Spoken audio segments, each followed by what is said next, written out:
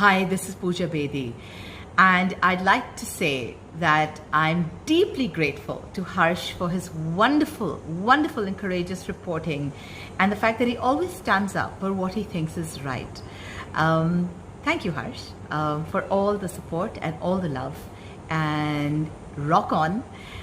Everyone who's watching this, don't hesitate to press the like, share, subscribe button on his channel. नमस्कार दोस्तों, बहुत से मेरे subscribers ने, चैनल के फैंस ने, आप लोगों ने मुझसे ये जानने की कोशिश की कि कांग्रेस की जो उत्तर प्रदेश की रायबरेली सदर सीट की विधायक हैं अदिति सिंह, उनके बारे में कुछ इन्फॉर्मेशन नहीं आ रही है। हमने इस पर 2 वीडियो बनाए थे। एक वीडियो में मैंने बताया था कि अदिति सिंह का क्या सिनेरियो है, पार्टी में क्या स्टेटस है और क्यों वो एक बागी विधायक के रूप में जानी जा रही हैं। इसके अलावा एक दूसरे वीडियो में मैंने ये बताया था कि बीजेपी उनके बारे में किस तरीके से सोच रही है और उन्हें पार्टी में लिया जाएगा या नहीं, इस बारे में क्या आकलन है। ये दोनों ही वीडियो मेरे बहुत पसंद किए गए और अब ताज़ा जानकारी इसमें काफ़ी आ रही हैं। और साथ ही मैंने इस दौरान बीजेपी के कई बड़े नेताओं से बात की, इनमें से 2 कैबिनेट मिनिस्टरों से भी मैंने बात की और उनसे जानने की कोशिश की कि अदिति सिंह को लेकर एग्जैक्टली प्लान है क्या। क्योंकि जिस समय उन्होंने ये जो बसों वाला प्रकरण हुआ था, जो कांग्रेस ने बसें भेजी थी माइग्रेंट्स के लिए उत्तर प्रदेश में और प्रियंका गांधी काफ़ी एग्रेसिव हो गई थी, तो उस समय ये अदिति सिंह ने एक क्रूअल मजाक बताया था और उन्होंने कांग्रेस अध्यक्ष, अपनी कांग्रेस की जो पार्टी की नेता हैं, महासचिव हैं प्रियंका गांधी, उनकी आलोचना की थी कि आप गरीबों के साथ इस तरह से मजाक क्यों कर रही हैं। और आलोचना की थी कि कांग्रेस को ऐसा नहीं करना चाहिए था गरीबों के साथ। और इस स्टैंड के बाद से ही क्लियर था कि अब अदिति सिंह की और कांग्रेस की राहें अलग हो चुकी हैं। लेकिन एग्जैक्टली होने क्या जा रहा है ये अभी तक क्लियर नहीं था। इसके बारे में प्लान क्या है। अभी तो खबरें ये आई थी कि बीजेपी उन्हें ज्वाइन कराई जाएगी जल्दी से, लेकिन अब खबरें कुछ दूसरी तरह की हैं।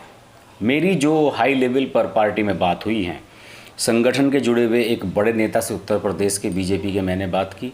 इसके अलावा 2 कैबिनेट मिनिस्टर्स से मैंने बात की इस बारे में। उनके नाम तो खैर बताना संभव नहीं है। उनमें से एक कैबिनेट मिनिस्टर ने मुझे काफ़ी अच्छी जानकारी दी, दूसरे ने इस बारे में ज़्यादा जानकारी होने से इनकार कर दिया। हाँ, ये ज़रूर कहा था उन्होंने कि बीजेपी तो ज्वाइन करेंगी अदिति सिंह, लेकिन कब करेंगी, किन हालात में करेंगी, वो अभी तय नहीं किया गया है। फिलहाल स्थिति ये है कि अदिति सिंह ने कांग्रेस से पूरी तरह किनारा कर लिया है। पिछले वीडियो में मैंने आपको बताया था कि उन्होंने अपने ट्विटर हैंडल पे अदिति सिंह INC, जो कांग्रेस का होता है इंडियन नेशनल कांग्रेस, वो अपना निशान हटाकर वहाँ पर लिख लिया है यूजर नेम RBL, यानी कि रायबरेली। कुछ लोग इसे RBL को रिबेल, बागी के रूप में भी देख रहे हैं और बागी तो वो हो ही चुकी हैं। उनके पिता अखिलेश सिंह 5 बार के MLA हैं, यहाँ से अब स्वर्गवासी हो गए। उनके निधन से पहले ही उन्होंने अपने पिता की विरासत संभाल ली थी और ख़ुद प्रियंका गांधी अखिलेश सिंह के निधन के समय उनसे मिलने के लिए आई थी। अदिति सिंह के जो पति हैं वो कांग्रेस MLA हैं पंजाब से, अंगद। ये सब मैं पहले आपको बता चुका हूँ। अब फ़िलहाल स्थिति ये है कि कांग्रेस ये चाह रही है कि अदिति सिंह की सदस्यता ख़त्म की जाए। पिछले साल नवंबर 2019 में ही कांग्रेस विधानमंडल दल की नेता आराधना मिश्रा ने उनके खिलाफ स्पीकर के यहाँ अर्जी लगाई थी, विधानसभा स्पीकर के यहाँ, और उनसे ये अपील की थी कि अदिति सिंह हमारी पार्टी लाइन के खिलाफ चल रही हैं, हमारी पार्टी का व्हीप नहीं मानती हैं, आदेश नहीं मानती हैं, इसलिए इनकी सदस्यता ख़त्म कर दिया है। लेकिन बीजेपी के टच में उसी समय अदिति सिंह आ चुकी थी और इसी वजह से विधानसभा स्पीकर ने यह मामला लटकाया हुआ है। और विधानसभा स्पीकर के पास इतने अधिकार होते हैं कि उसे कोर्ट में भी चैलेंज नहीं किया जा सकता। कोर्ट भी विधानसभा स्पीकर पर यह दबाव नहीं बना सकती कि आप इनकी सदस्यता रखें या कैंसिल कर दें।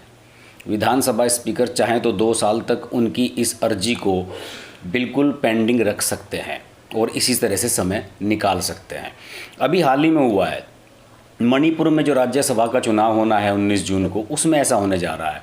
वहाँ पर भी 6 कांग्रेस विधायकों की सदस्यता का मामला स्पीकर के पास पेंडिंग है।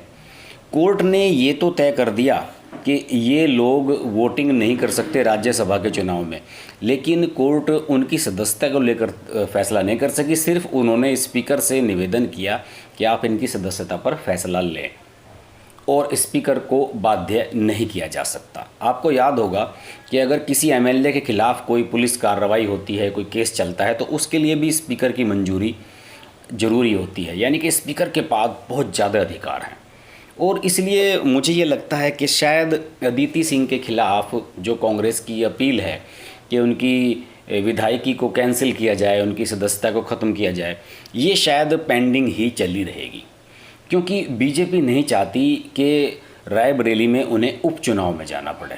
2022 में पूरे उत्तर प्रदेश में विधानसभा के चुनाव होने ही हैं। अब 1 साल का 1.5 साल का समय बीच में रह गया है, यानी कि अगर पूरी अवधि भी मान लिया है तो मैक्सिमम 2 साल, यानी कि 2020 के जून से और 2022 के मई तक विधानसभा का गठन होना है, नई विधानसभा का। तो इसमें अदिति सिंह ने ही बताया जाता है कि खुद कहा है कि वो उपचुनाव नहीं चाहती हैं, और जिस भी तरीके से हो मामले को लंबा खींचा जाए, क्योंकि उपचुनाव हुआ तो फिर साल भर के 1.5 साल के अंदर ही 2 चुनाव लड़ने होंगे अदिति सिंह को। और अगर वो बीजेपी के टिकट पर भी लड़ती हैं तो इतना आसान नहीं होगा चुनाव जीतना, क्योंकि रायबरेली कांग्रेस की सीट है, वहाँ से लोकसभा की सांसद सोनिया गांधी हैं, प्रियंका गांधी भी वहाँ पर पूरा जोर लगाएंगी, तो ये आसान नहीं होगा। और इस उपचुनाव से, अभी उपचुनाव की स्थिति में बीजेपी कहीं नहीं आना चाहती। मैं आपको बताऊं कि उत्तर प्रदेश के मुजफ्फरनगर ज़िले का मीरापुर विधानसभा सीट के जो बीजेपी के विधायक हैं अवतार सिंह भड़ाना, उन्होंने पिछला लोकसभा चुनाव फरीदाबाद से कांग्रेस के टिकट पर लड़ लिया था। लोकसभा का चुनाव, वे पुराने कांग्रेसी हैं अवतार भड़ाना, और बीजेपी के विधायक बने हुए हैं मीरापुर सीट से। उन्हें भी, उनके खिलाफ बीजेपी ने कोई एक्शन नहीं लिया, क्योंकि बीजेपी नहीं चाहती कि बिना वजह एक सीट पर उपचुनाव में उसे जाना पड़े बिना किसी कारण के, जबकि अभी उनकी गिनती बीजेपी के विधायकों में ही हो रही है, अवतार सिंह भड़ाना के। यही वजह है कि अदिति सिंह वाला जो मामला है इसे भी पेंडिंग किया जा रहा है, और बीजेपी की प्लानिंग ये है कि सोनिया गांधी के सामने लोकसभा चुनाव उन्हें लड़ाया जाए, और लोकसभा चुनाव होना है 2024 में।